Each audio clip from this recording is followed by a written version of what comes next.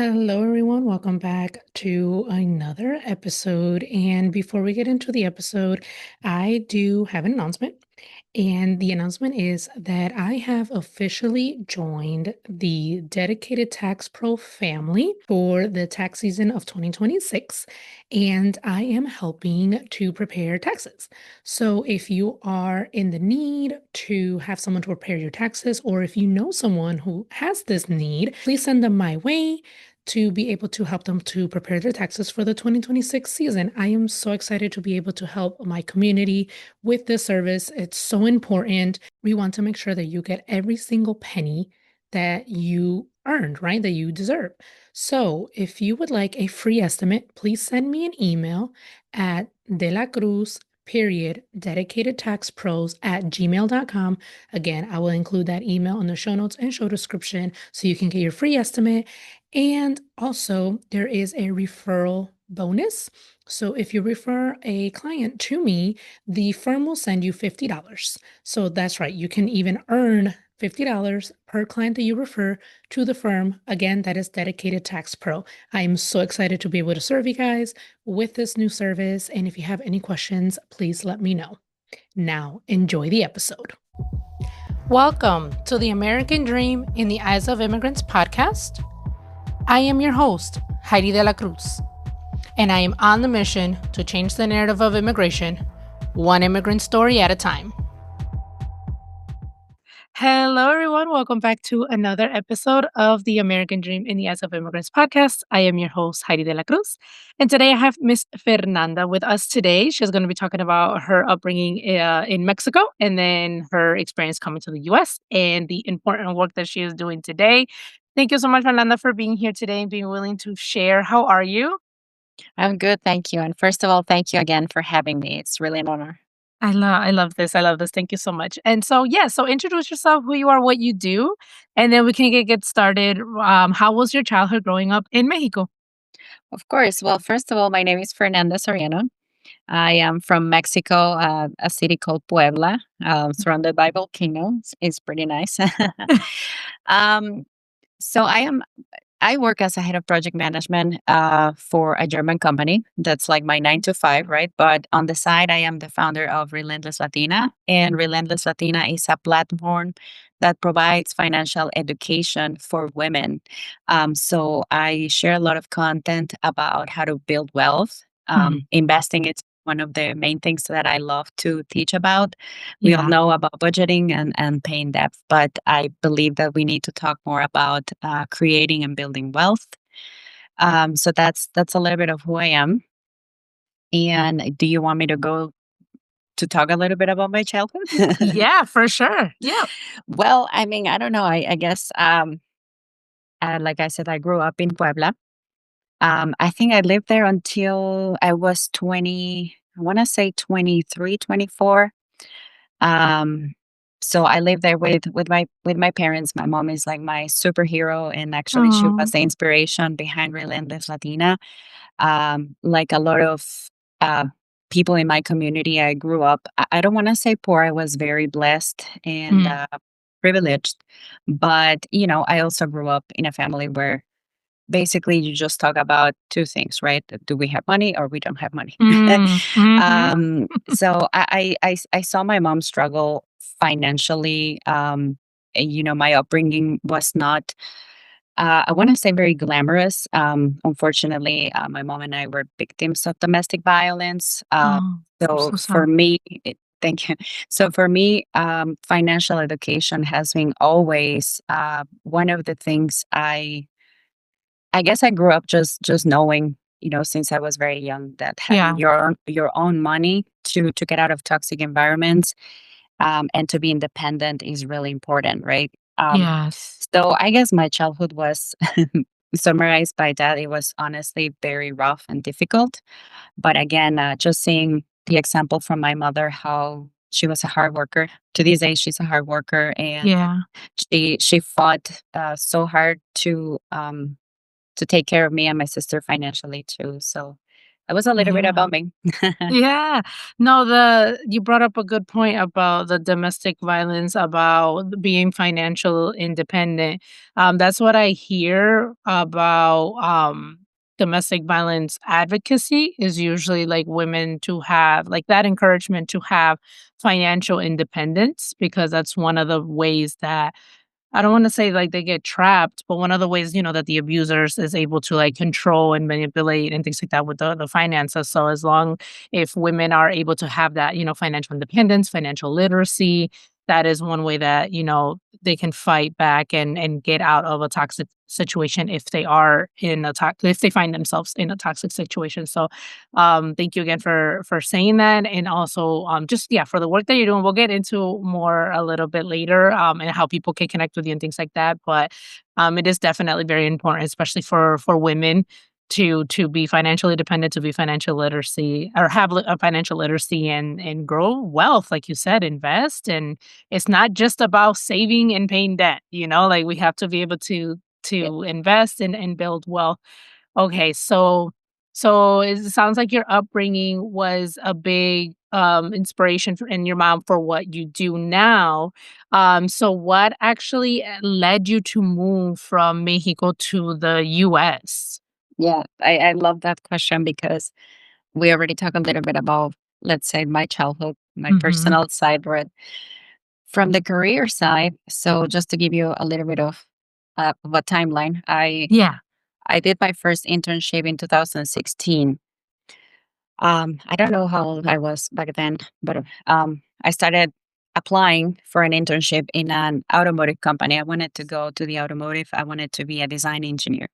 Oh. So I was trying to land my first internship in the automotive industry. And the first time I was interviewed, I was rejected because I was a woman. So I was literally told Mm.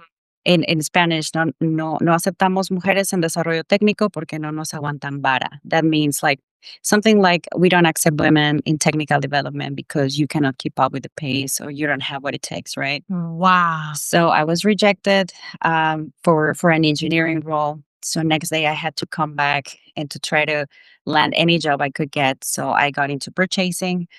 At the end of the 6-month internship, I was selected one of the best interns out of 300. It was just 11 people. And after that, I was relocated to a higher cost of living state. So the company I was working for, this is a little bit fast forward 2000. Um, at the end of 2016, I was hired by another company. Finally, after so much work, I got into engineering. Finally what I wanted. Then in Mm. 2018, they tell me, "Hey, we want to open a new facility. The company's opening a research and development center for the first time in Mexico, in my home country, and we want you to help us hire and train all the new engineers in the building." So I said, "Great, this is a great opportunity." When I asked about, "Hey, my salary, like, Mhm. can we negotiate my salary?" It was an absolute no. It was like a, "This is an opportunity for you. You should be grateful." So, Oh, I was man. very young. I didn't know. Again, in my family, we only talk about is there money or not. My parents taught me to just be grateful with what you have. If there's food on the table and there is roof over your head, you should be grateful, Yeah. right? You shouldn't complain. Yeah. You shouldn't ask for more. So I didn't. So I moved. I was struggling because it was a like a more expensive state, so I couldn't pay my bills. So with 1 week of my salary, I was paying the lease of my car. With another week of my salary, I was paying my rent, which was a pretty small, out completely outside of the city apartment in not a good area. And Wow. I just had 2 weeks of my salary left for food, gasoline, and everything else. So pretty much I was living paycheck to paycheck. And one day I was having lunch with the engineers that I was hiring Mhm. and training, right? And they started asking themselves like, "Hey, how much they offer you? How much they offer you?" Right? Because they were all new hires. So then I realized I had the lowest paid in my department, Wow. and that was like, I think the first time for the first time, a moment where I started to think, maybe people is taking advantage of me. Yeah. Oh my uh, gosh. so from there, there was something that grew up inside me, like a curiosity mixed with frustration, a lot of sadness. I was depressed, I was stressed, financially. So Yeah. from there, um, what happened was I had my performance review. Mm. And they said, "Great, you're doing great. You are an overachiever." And I said, "Great, can we talk about my salary?" No. My gosh. But they say, "Well, we have another opportunity for you." It says, "There is a position in the United States, and would they need the support of an engineer for the new development of a 2021 car. Back then it was 2018, right? So Yeah. we're working in the development of the design for a car, and the team in the United States needs support. So we want to send you." And I said, "Great."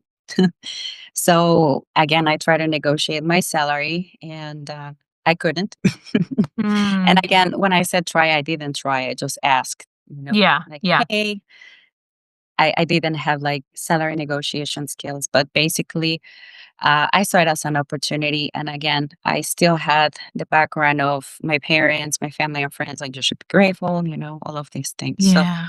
that's how the opportunity to move to the United States came. And so I basically just said yes. Okay. So tell us about transitioning to the US. So had you been able to visit before moving, or was it no? Just oh my No, gosh. Okay, tell us about that. Like any expectations? How was that transition for you? I never had any expectations really, because I never thought I would be here, not even for vacation, I guess. I Oh. had plans to travel to other countries. I Yeah. like to travel to other countries.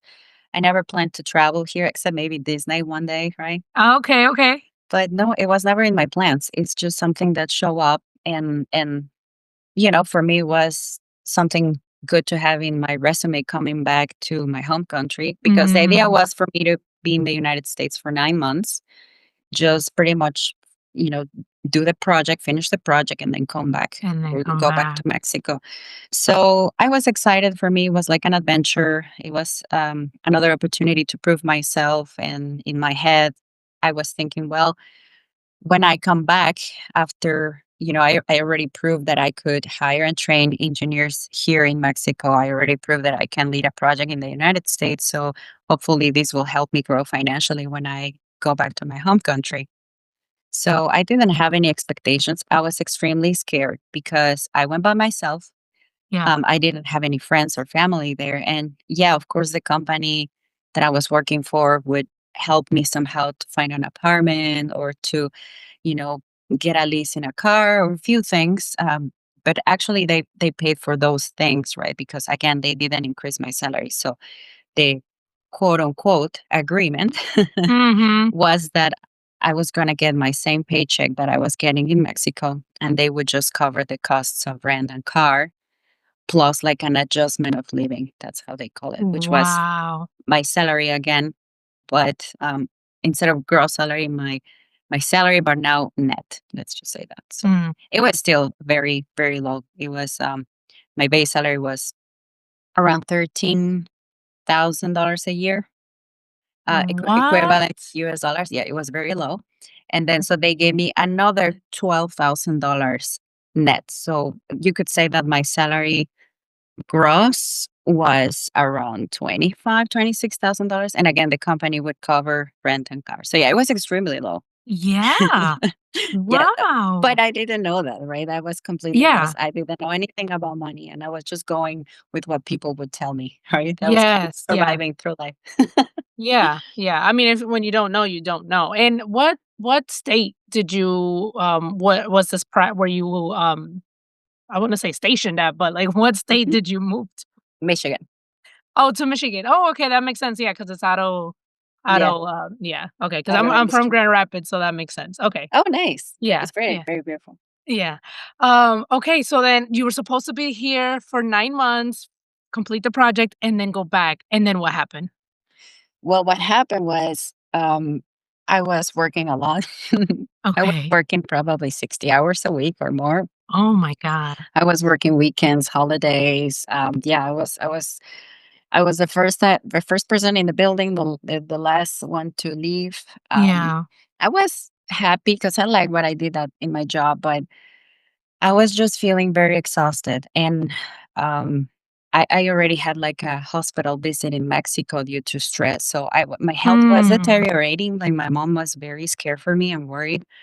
So between my health issues, my burnout, because I think at that point I was Oh, burnt out, yeah. and my frustration that I found out, remember in Mexico, I found out that my coworkers were being paid more. And of Yeah. course, in the United States, I knew everybody was getting paid more and that I was A working lot so more, hard. I'm assuming. Yeah. And Yeah. then, and then I thought somehow they made it sound like I was also coming to the United States for training, but I thought it was like me taking a training, not giving a training. So there Oh, were wow. Okay. so there were a lot of things that my boss was like, "Hey, can you help me with this system? I don't understand." So I was taking on so much responsibilities. Then my boss in Mexico quit, so I was like kind of covering him too. It was just a lot. Um, yeah, I was exhausted, and they always say, right, like life, the universe, God has a plan for you. Mhm, Because mhm, 3 months of being here, after 3 months of being here, a recruiter called me. Well, first he sent me an email, mhm. and he said, "Hey, I found your profile on LinkedIn, and you're an absolute great fit for the company I'm working for. Like they're looking somebody that speaks Spanish. They have a plant in Mexico, and they are based here in Michigan. So they want to meet with you." And just to not give you the whole story, um, I said yes. Hi, Heidi here. Thank you so much for listening and supporting my podcast, but most importantly, the mission. If you would like to further support this podcast, there are a few ways you can do that. You can sign up for the newsletter. You'll receive the episodes straight to your inbox every time they drop. The link is in the show notes and the show description. You can subscribe to the podcast YouTube channel. And lastly, you can donate money. That link is also in the show notes and show description. If you would like to sponsor an episode or promote your business on this show, send me an email at Heidi at HeidiDelacruz.com. Thank you and enjoy the rest of the episode. Then I something happened during the weekend. I said, you know what? No, I'm not gonna take the interview because I felt I was kind of betraying the company that Mm, brought me here, right? And again, yeah, I had in the background those words from my parents and family that you should be grateful, you should be look, yeah, you should keep working in a company for 20 years yeah, that and loyalty. yes, that guilt, right? So I thought, Mhm, no, mhm. I should stay. Anyway, the recruiter called me again and begged me, just Fernanda, please give yourself the chance to just listen, just listen. So I did. At the end, after so much back and forth, I did, had the interview, and they offered me the job right there. Wow. And they asked me, how much are you asking for? And I didn't know. I didn't know how to calculate my salary, negotiate, or anything. So Mhm. basically, I just put the price, and they increased it by $22,000. So Wow. when they put the offer on the table, I called my mom and I was crying. I bet. And I don't want to cry Yeah. because I think about it and I get emotional. But Yeah. it was the first time in my career, personally too, I feel that somebody really saw my value, Mhm. Saw right? your worth. Yes. Correct. Mhm. So my mom just say, just go for it. Just forget about everything else. Yeah. Just go for it. So I went for it and I Oh my accepted. goodness. I love that. And are you still working for that company or No, I left after 3 years. okay. Okay. Yes, I actually quit my engineering career because um even after a few years with the company, I felt that I was kind of stuck again in the same cycle of Yeah. you are too young, you have to wait. Like I felt like I just wanted to lead. I wanted to lead, I wanted to coach, I wanted to do so much more. And I felt like Yeah. people was always putting the price like to my skills or putting the limit of how far I could go, and I got Yep. tired of that. Mhm. So no, eventually I left. I decided to switch careers and landed. I again, I started to get a lot of financial education, Yeah. and then I got passionate about it. I became good at negotiating salary and a lot of things. It was just, Oh, maybe we're going to talk more about that, but I guess I started to understand a lot of things around money, and I got, yeah. I don't want to say obsessed. Yeah. Like I just Just a little became bit. just a little bit. I cannot. Well, you see a lot of my books back here. Yeah. I have a lot, but no, it was just a passion to. I just had this. I felt like all my life I fought against money, and I thought I was bad Mm, with money. I was not smart enough, and then I realized completely the opposite. I understood that money is a tool, and that money buys health, money buys mental health, physical health, money buys time with family, money buys good food. Money buys a lot of stuff, right? So my mindset just changed, yeah. and with that, my mindset about career and what I wanted to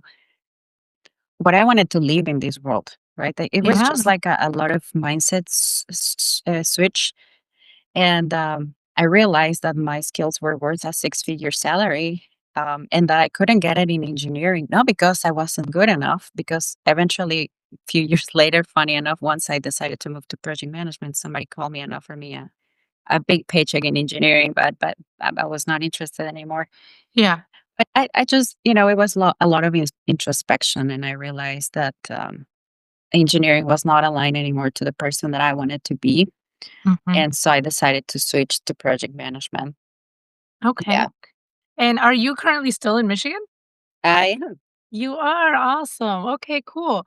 And so, okay, so you got this great opportunity. You were there for 3 years. So you decided to stay in the US, I'm assuming, after getting that big opportunity.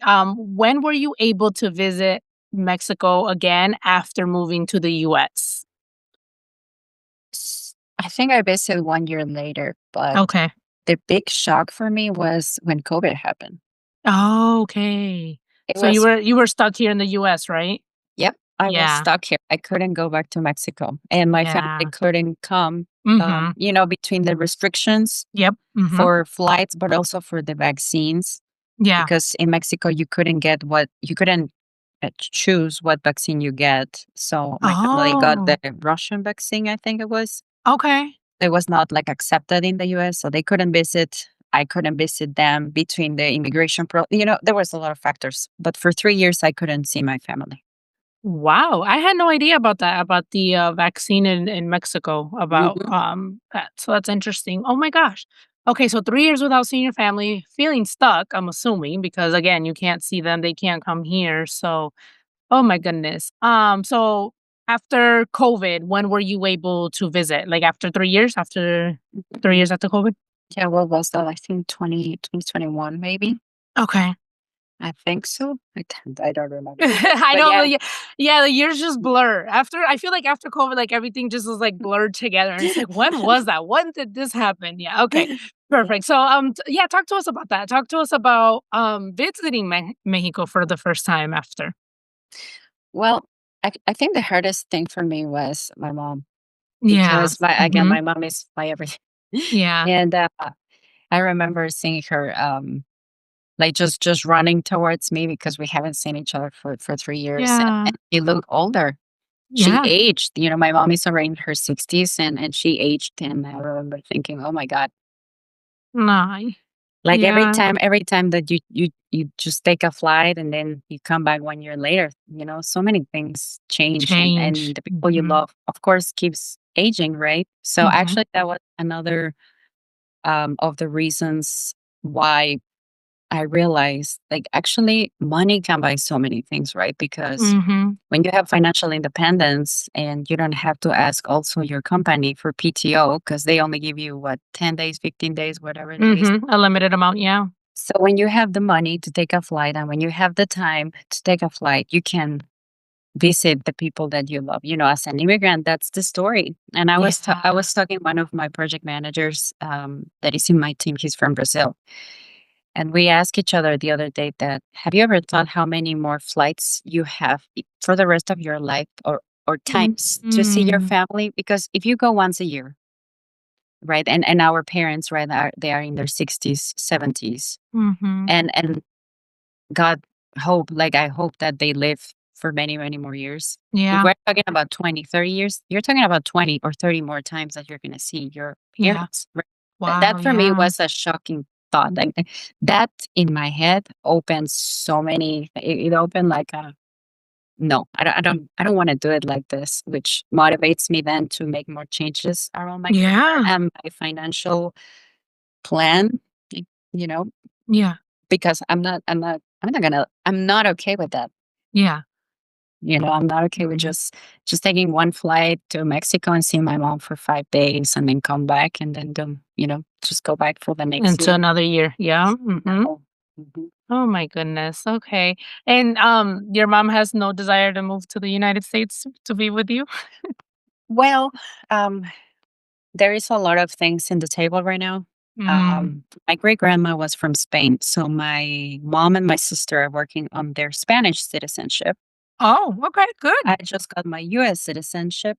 Congratulations. Thank you. So we are kind of trying to understand. My sister's gonna be in Spain. I'm gonna be here.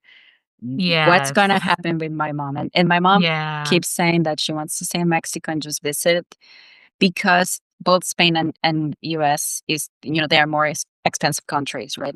Yeah. And we need to plan for her retirement. And Yeah. you get Yeah, there's a lot. There's a so lot going on there. Yep. correct, It's not as simple as people trying to make it seem like, oh, just up and leave. There's a lot going on. Okay, correct. perfect. But congratulations on the citizenship, and that's awesome that they are working on their citizenship with Spain. Do you mind me asking how long did it take you to get your citizenship? Just for educational purposes, Of for course. the audience. Well, I've been here for 6 years. So I got my citizenship through marriage. I think that's important to mention, not through Okay. work. So I got married, then I got my green card, and then I got my citizenship. And Okay. once you get your green card, if you decide to go through marriage, you have to wait at least as of today. You have to Hmm. wait 3 years. 3 years of having your U.S. citizenship, 3 years of being married to then apply for. Sorry, 3 years. Residency. Yes, thank you. three Yes. years of having your residency, 3 years of being Yes. married to get your citizenship. So Yep, that is yeah, yes. If you've been married for less than 3 years, right? Because mhm. if you've been married for I think if you've been married for more than 3 years, if you apply, then you can just get the permanent, which is the 10-year residency, or did that change? So you get a green card. So I got a green card when I got married for 3 years, right? Yeah, the temporary, yep, The temporary one. and then you And have to then reapply. you have to apply for removal of conditions, which I did. Oh, yes, yes. But that was in the works for like 2 years. Yeah, So, mhm. so by the time I was eligible for citizenship, I applied, and then I had both process running together: the removal of conditions for Oh, the green card, okay. and then the citizenship. So the citizenship actually, I feel like helped to expedite the removal of conditions. Okay, yeah. So at the end, I got both approved in the same interview, but of course, once you become citizen, then you don't need your Yeah, residency. mhm. Yep.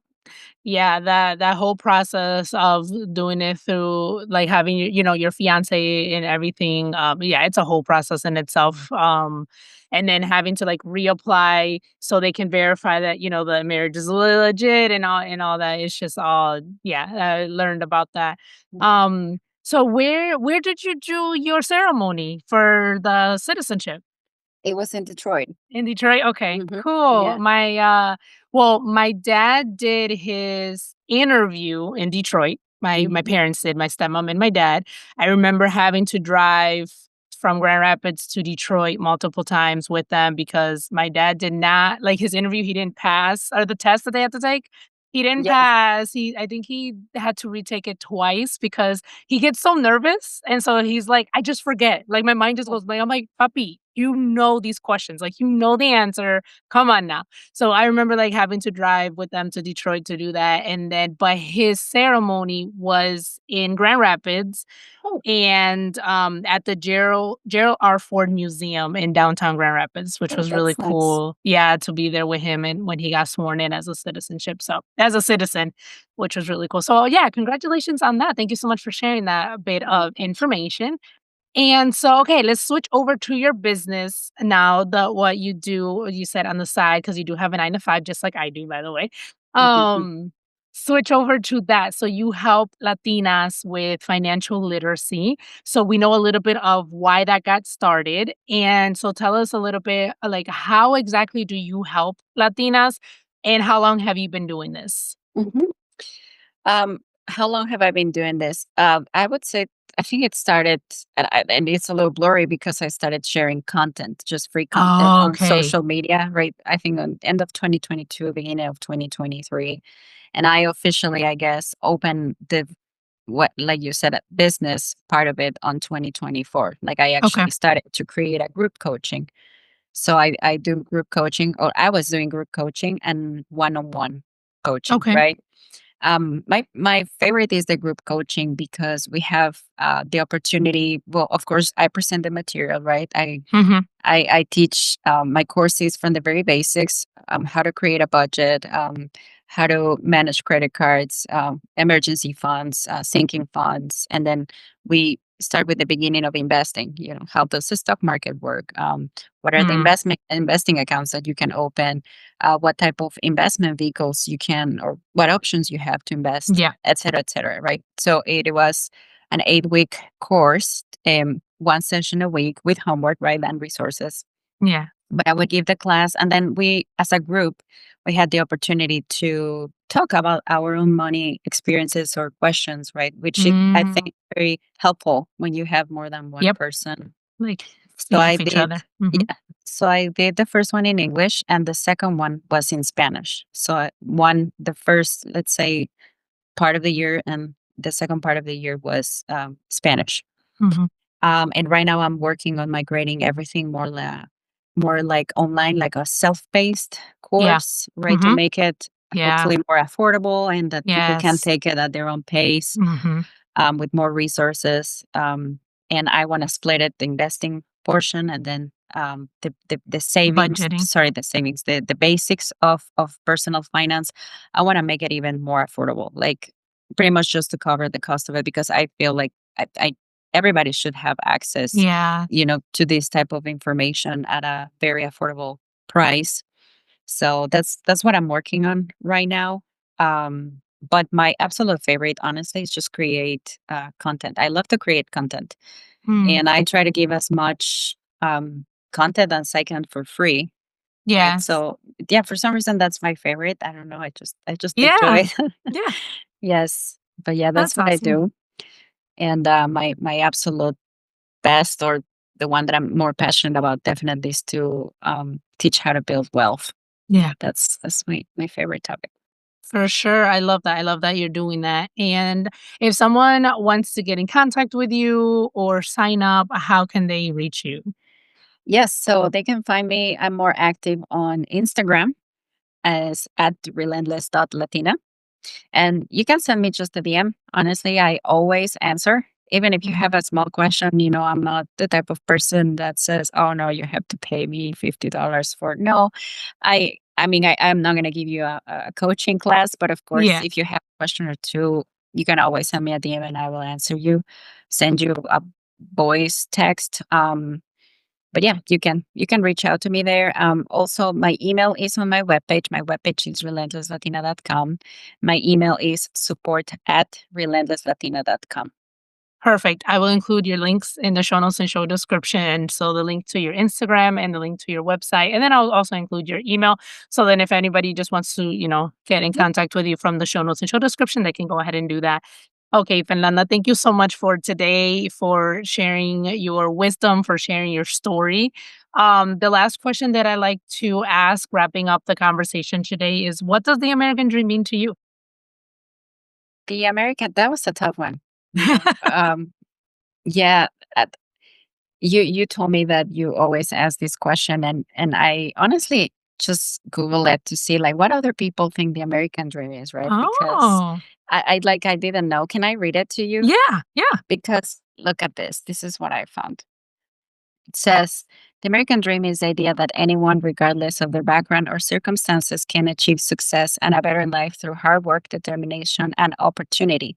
For immigrants like yourself, like myself, the American dream often represents the chance to break generational cycles, Mhm. access better opportunities, and build a future that wasn't possible in their home country. I thought that was beautiful. So, if I could say, Wow. yeah, right? For Thank you for me, sharing that. I should have Googled that a long time ago. right? Well, this was honestly ChatGPT, but Oh, but okay, you okay. know, for me, I think this honestly summarizes a lot, and it is related to what I do. For me, the American dream is I'm gonna say it from a woman of color perspective. Mhm. For me, it's the opportunity to just show what you're worth in the professional way, in the financial space, and to build the life that you have always dreamed of. Like to me, this country has so many opportunities. And I was talking yesterday to another immigrant friends that if you have a phone, if you have internet, you have limitless possibilities. And you can open a business here way easier than it is in Mexico. At least I can tell Mm. you that. Right. That there's just so many opportunities. Like things are so easy. If you have the right mindset, if you're determined to achieve something, you can. It's not that you cannot do it somewhere else. You can. But I would say that in terms of like maybe how can I say? Yeah, there are more opportunities out there Yeah, to really achieve whatever you can dream. And yeah, of course, yes, definitely break generational cycles. And that's why, again, for me, yeah, that dream represents building wealth, the yeah. opportunity to build wealth and just to remove the mindset that I used to have from my parents that you should be grateful and just put your head down. No. Mm. No, we all deserve we are all worth of something and we all deserve to chase wealth, not just to settle with the bare minimum. Yeah, Yeah. I love that. Thank you for sharing that. And as you were reading the ChatGPT definition of the American dream, I was like, I am living the American dream then. Like I'm breaking cycles. I am building wealth. I'm building a legacy with this podcast. And so I would love, for everyone because the American dream is very personal because it really depends on what your idea or what your term of success is. So like my American dream is different from yours, different from my next guest. It's very personal. So I feel like yeah, I am living my American dream. So thank you for sharing that. Thank you for being here. And yeah, so if anyone wants to get in contact with you, again, the links will be in the show notes and the show description. Thank you so much for the work that you're doing, which is very important for women to be financially literate and have that financial independence. Strive for more, like you said, be able to build their wealth, their legacy. And yeah, thank you so much. No, thank you. Thank you for the work that you do, honestly. Um, Bringing people to share their stories and, having our own voice in spaces where maybe we were not allowed to be before, just creating the tables, if we Yeah. were not invited to the tables, then just to build our own. I think Yes. what you do is amazing and thank you for that because we need more of this. Thank you. Thank you for listening to Mommy Podcast.